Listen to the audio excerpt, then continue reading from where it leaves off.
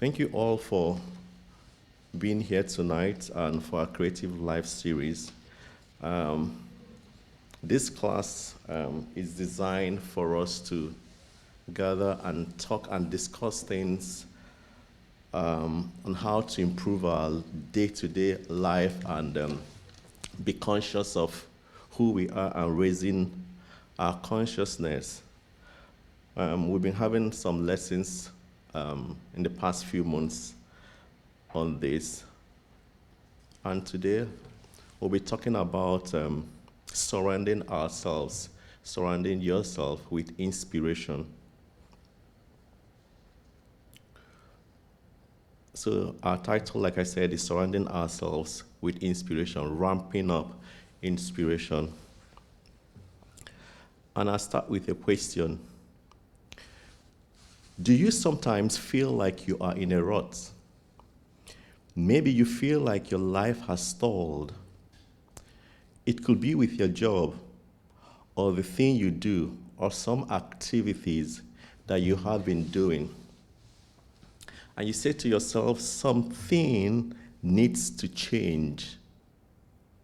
There's something within you that's just earnestly wanting something different, a change. You're either in one downward roller coaster, or things just seem to have stalled. Sometimes we get into that situation where you have tried so many things, and anywhere you head, you're hitting a rock-hard wall. Everything is seeming gloomy. And most people go through that at different times in life. Sometimes they call it middle age crisis or something, or just give it some baptismal name. It just happens. Today we're going to talk about how to surround ourselves with inspiration.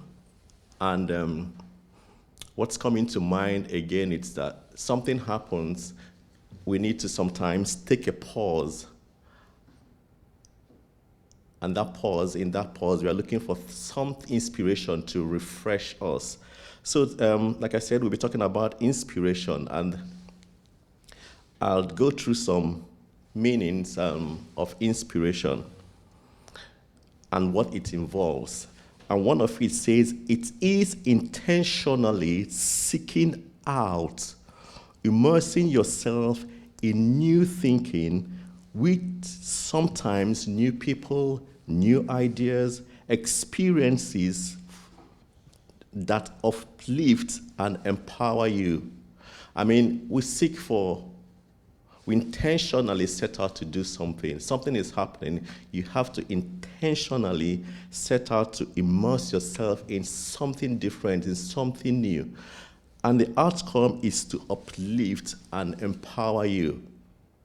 So if anything you set out to do fundamentally does not end in upliftment and empowerment, then you may have to go back to the drawing board and re-strategize. So this insight into inspiration, it's the ideas that you talk about, you think about, experiences that would uplift you and empower you. If you're used to coming to this to the center 204 West 84th Street, one of the things that we put on the wall is that we're here to love, we're here to lift you up. We're always talking about being lifters. We talk about namaste, the divinity in me saluting the that in you. We are fundamentally about lifting ourselves and lifting others up. So any inspiration that we go for must fundamentally uplift and empower. And another one says that we have to embrace this power of positivity and create a life filled with joy, abundance, and endless possibilities. So our inspiration, as we seek inspiration, these are things that we expect to, they call it fruits that come out of sources or things that will go out for inspiration. So there are things that will give us joy. Joy is not something that you see on the outside. It emanates from within. It's within you. Abundance. I mean, this is an integral part of who we are. And endless possibilities. Before I go into other areas of inspiration, sources, and how we get inspired, I'd like to talk about a small story about an athlete that inspired himself, went through things, physical challenge, and still got the desired result. This is the story of Jim Abbott, a former Major League Baseball pitcher. We'll have his picture on the screen. And he was born without a right hand. Despite this physical challenge, Jim Abbott was inspired to pursue his dream of becoming a professional baseball player. He began playing at a young age and developed a unique way of fielding and throwing the ball using his left hand to quickly transfer his glove to his right hand, catch the ball, and throw it in one fluid motion. Despite skepticism and doubt from many coaches and scouts, Abbott persevered and was eventually drafted into California Angels in 1988. He had a successful career, including pitching a no-hitter for the New York Yankees in 1993. Abbott's story is a testament to the power of inspiration and determination. And this is a true life story, and it's here to buttress the effects of inspiration and perseverance amidst challenges. But there are very key things I like to bring out from this story. He said he had a dream, and he had a dream, he has a vision. We talk about you dream your dreams, you have your vision, you have your vision wall and record things. You begin to walk towards the direction of your goal. That's what we talk about here. We talk about journaling. You journal things down, you get your inspirations or your thoughts, and you put it down, and you begin to walk towards that, everything that will make you achieve that. This story says that he had a dream of becoming a professional baseball player. That is focus, that is tenacity, that is direction. He had that. And another part of it, because and it's in the journey of being inspired and walking towards your goal and inspiration, there will be walls. Like there will be, sometimes you have blackouts and all that. The story said he persevered. That's a word that it's like hurdles. You have issues you went through despite your shortcomings. You still continued. I mean, this alone is enough lesson for us to be inspired in everything we want to do. We must have roadblocks. Then what do we do? Do we just chicken out when we have issues or challenges? What do we do when we have those challenges? We're told here that he persevered. That's a very strong word. He went through rigors, went through training. There are times he would go out and he wouldn't be in the mood, but he persevered despite the handicap. And eventually he achieved his goal. So with this teaching, inspiration is seen as a manifestation of the creative force that is within you and all of us. I mean, this is something that we say every time. Emphasizing it, it's like, I mean, we know this. Inspiration is a manifestation. That power is within you. It's a creative force. You are one with that power. You are an extension of that power. So he says it's a creative force that is within you and all of us. You just have to just get in that long thing, go within and pull it up. It's within you. It's not without. You have it. It's in your DNA. It can't be bleached out. It can't be washed off. Anywhere you go, you walk with this, you move around with this resident power. It's there within you. It's the flow of energy that brings us ideas, insights, and a sense of purpose. Yes, it's the flow of energy that would do all this. It will bring ideas. It will bring insights, because it's the mind of God. It will bring you a sense of purpose. But you know that can only happen when you go to pull it. I mean, we talk every time here that you hear the lesson is the word works, the teaching works, but it's only when you put it to practice.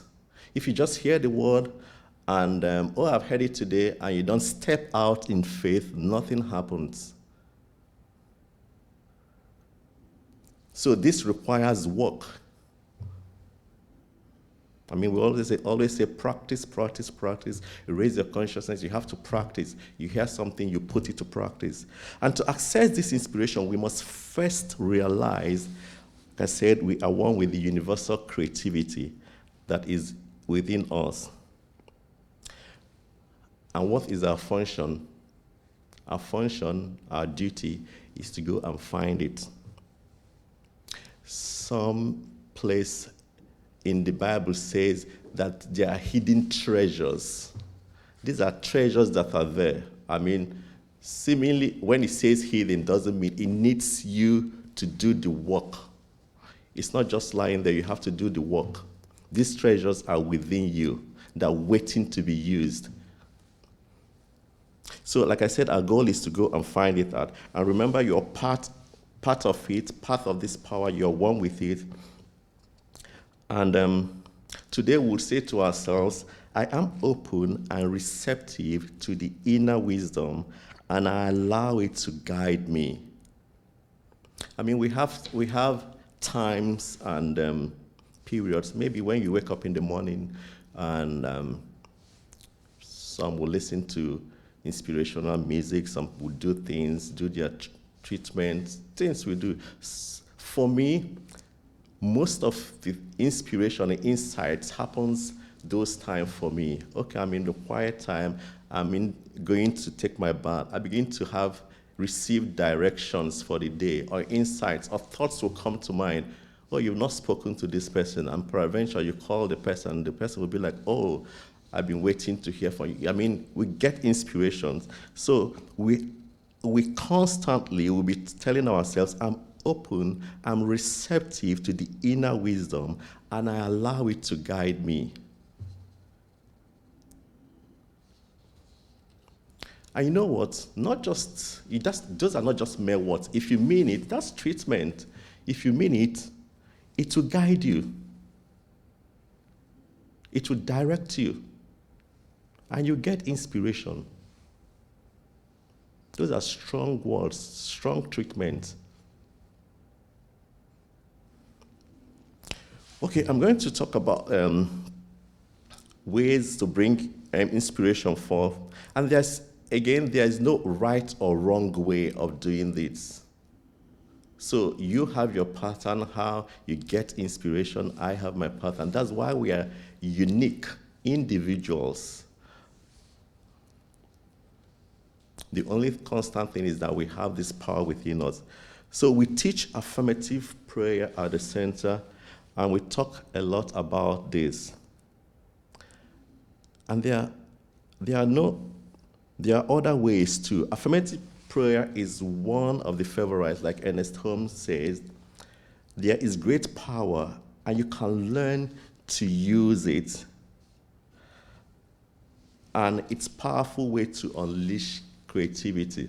You know, there's some words that when I hear, and it baffles me, because nothing just happens. If you want a miracle, you walk towards it. And what do? You fill your thoughts with things that you want to happen. If you want a demonstration, you begin to walk towards it. Make affirmative treatments. Make proclamations. Begin to tune yourself in the direction of the result that you want. There's an important word here, learn. And you learn how to use it. How do you learn it? By hearing it often, by coming to the classes, by listening to the tapes. We practice it. There's some things also you do not consciously learn, like you're trying to cram some things, but because you're constantly hearing it, it becomes part of who you are. So what I'm trying to bring out is the aspect of learning. That's work, that's action. You have to learn consciously. Sometimes you're going to sleep or you're trying to rest and you put a meditation or some melody and you find out that you go into your dream and you're dreaming in that direction because you filled your being with what is being stated, or you tune yourself to the realm where you're very receptive and sensitive to receive directions. Many people start with powerful affirmations and they take it to heart and will lead to inspiration. Another way is meditation, and is a technique that is perhaps the simplest of all. And that's why at the beginning of our classes on Sunday, we start with a meditation. And what that does is that it centers us. It's like it brings everything within you to the moment, brings you here, you're present, your being, everything is present and sensitive and active to receive. And when we are in this state of joy and appreciation, we are more open to receiving inspiration and are better able to act on it in a way that aligns with our highest good.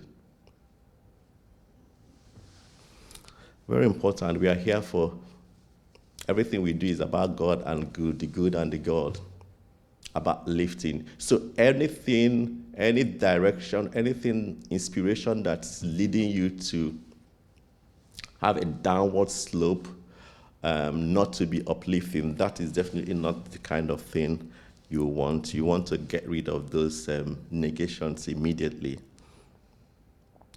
So how do we find inspiration? We can challenge ourselves, yourself, to change things up. I mean, there are times where you have thoughts and they're not thoughts that are working for your highest good. And what do you do? As Dr. Gray keeps saying it, you can consciously, and if you're alone, consciously cancel those thoughts. This is not what I want to dwell on now. This is negative. This won't bring me to my expected desire. So you cancel those thoughts. Look for things that are inspiring. Look for things that are positive. Look for game changers. Immerse yourself with positivity. You can speak things aloud. You can speak to your inner being. Speak it aloud. Declare the things that you want. Make a list of 10 or more affirmations that promise to return yourself, and you go to it every time. I mean, we know that people put stickers and they're constantly looking at that. And what does that do? It channels your thoughts. And like we say, thoughts are things and they can be changed. And of course, this is a very important thing because our thoughts are creative. And that's why we ask that question every Thursday. We're trying to monitor the tendencies of our thoughts, not to hear the stories, because if you're able to channel and direct your thoughts, you almost there to get into the result you want, because these thoughts, if they're good, they create the things that we want. And again, it's the other point here says, be in the company of lifters. The Bible says, iron sharpens iron. So if you're in the company of like-minded people, the tendency is that you will learn and pick things that will sharpen you and push you towards your goal. And this is a very important thing because we all do it in all our classes. The essence why we do the sharing, it's, of course, we are monitoring the tendencies of our thoughts, And the other one is that when you hear other people talk about demonstrations that they have experienced practicing the teaching, you are encouraged. You learn other ways to try things out, and you would always get your own results. So be in the company of lifters. Journaling your thoughts and ideas regularly can also be very therapeutic and is a good source for inspiration and insight. We have this inspiration in us, and journaling is particularly a good way to let this information out. Most of us are nature lovers who do not get into nature enough. So immerse yourself in nature. Some walk through the parks and write things down. Some just enjoy things, the trees, the flowers, especially this time of spring, the beautiful flowers, the colors, and some colors that I see and I'm like, wow, is this natural? They're very beautiful. These are all expressions of God, just like you, expressing God in their own way. What are we all here for, apart from to express the divine that we are, to express that which we are in our ways, in all our ways. We have unique ways of expressing it. So going through nature, appreciating life, nature, things. Sometimes it may even be watching dogs play, watching people walk past. You just appreciate the cloud, the way it changes, the wind that blows, and all that. So part of it will be also to immerse ourselves in nature. Everything is alive and speaking. That's just a powerful thing. Just as we are, everything is alive. They're speaking. They have their own way of communicating. They're speaking. The flowers are speaking. The birds are speaking. Everything is speaking. If you're sensitive and in tune with it, you will hear, you understand, you will pick things that will inspire you. We cannot help but be inspired even when we spend a brief time with nature. Remembering who you are in another great way will stimulate inspiration.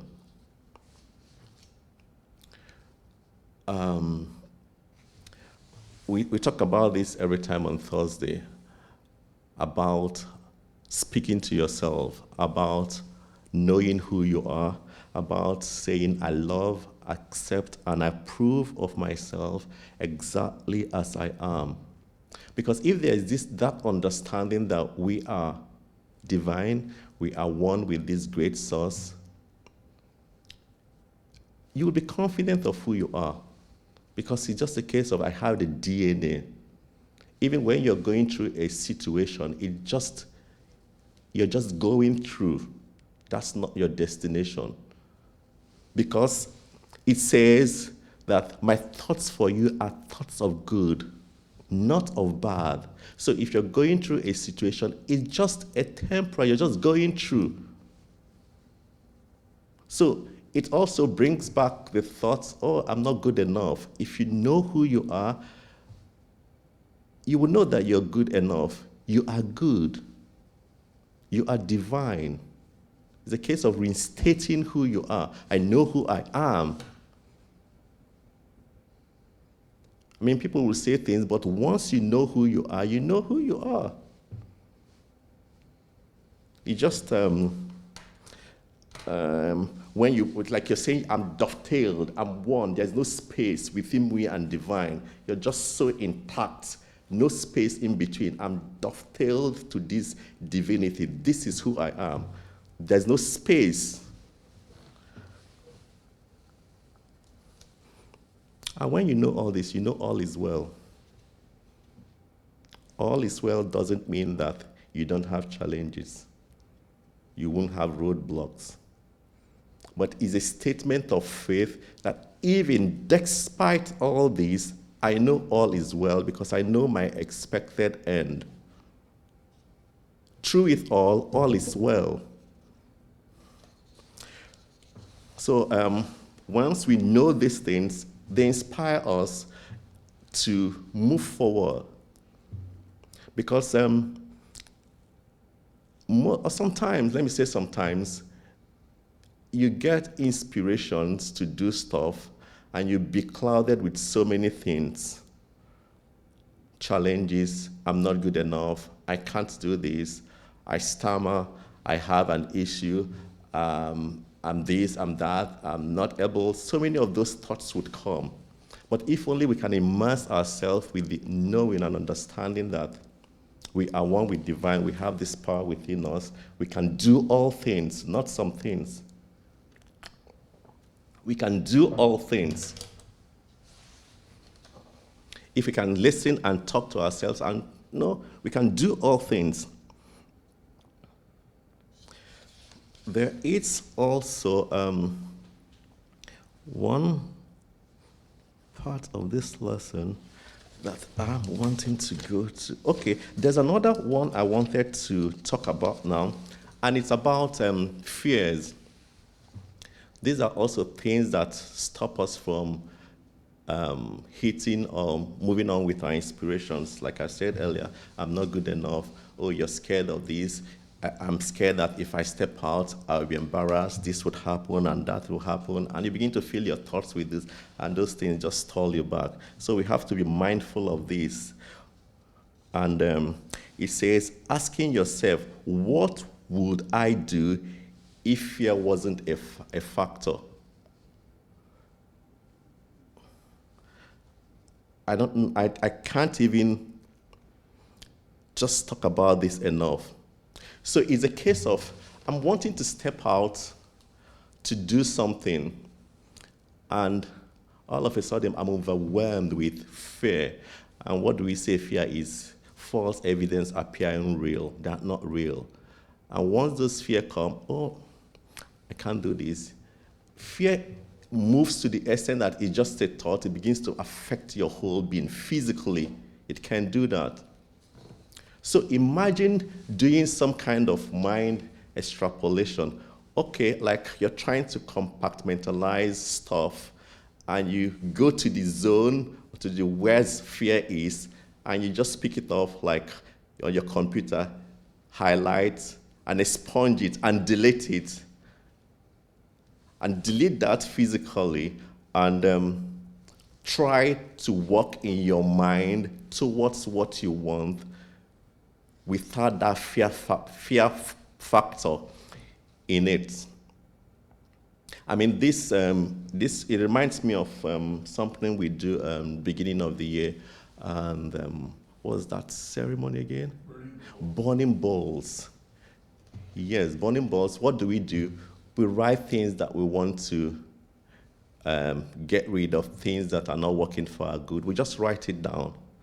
And because since after COVID, we've not been able to do this physically, but sometime we had a ball, people will write things out, everybody will put it, and will put flames to it.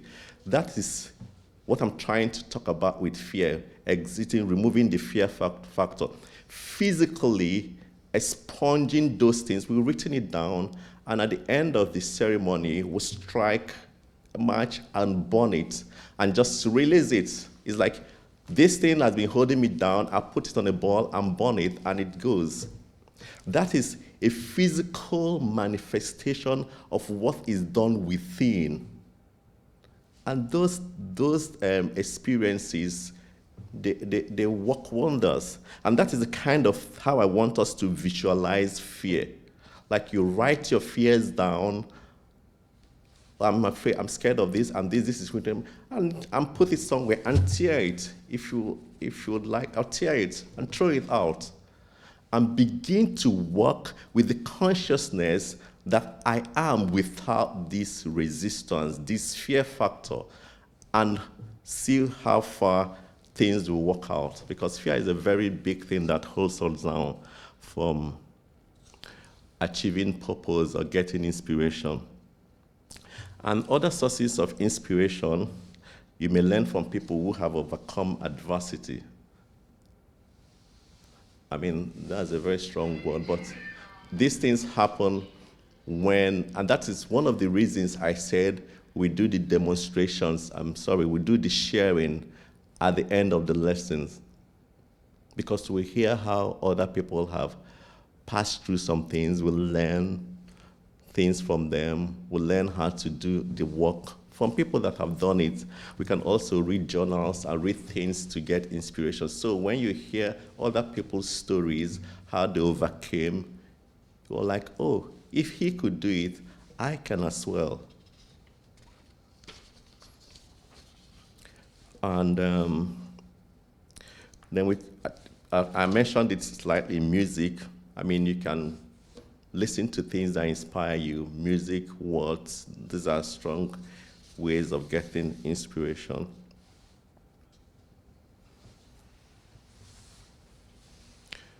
Then sometimes we are working towards our goal, we experience roadblocks. What do?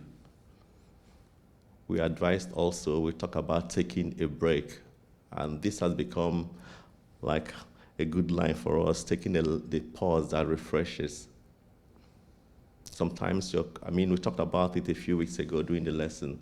When you're overwhelmed with a situation, you're not getting inspiration, you're not getting insights into what you want. Take that pause.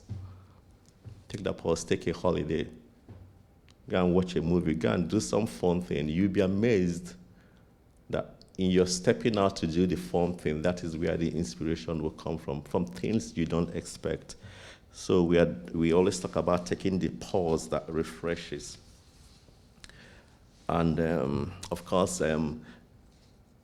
putting yourself in art and creativity. You can do paintings. We had someone in this class talk about her paintings and the insights and inspirations and the meaning of that. That's also good. We can look for role model pastors, people that say the things that would encourage us to move on. Of course, we can talk about prayer and meditation. That's a very important aspect of the teaching during the affirmative treatment and meditation. We are always conscious and wanting to put emphasis on meditation because we need that time of centering. I mean, there are times where we need to all come together within, and center ourselves and be in quiet moments. I can't also talk enough about this being quiet within. It's a very powerful tool because, in quietness and in confidence shall our strength be. We can also have spiritual leaders and teachers that inspire us. And we have our rituals that we do. Rituals that we do to get inspiration. It could be anything, journaling, listening to stuff, your routines. You wake up in the morning and just be open and receptive. Then we also have things that are sources of inspiration, and which is service. Service is another very important area that we can get inspiration from. And by that, I mean, example, like volunteering, doing things. Most times or sometimes we get insights into things when we are doing something. It's always in the doing. It doesn't just happen. That's why it talks about faith and works. You may have faith, but you have to put it to use. And that is service. If you don't put it to use, of what use is the faith? So faith and works, one can say faith plus works is demonstration. So you have your faith, you put it to use, you put it to work, and it gives the result that we want. So service is very important. There are also people that help us, that volunteer to work here at the center. There are areas that we need something to be done. So service is very, very important.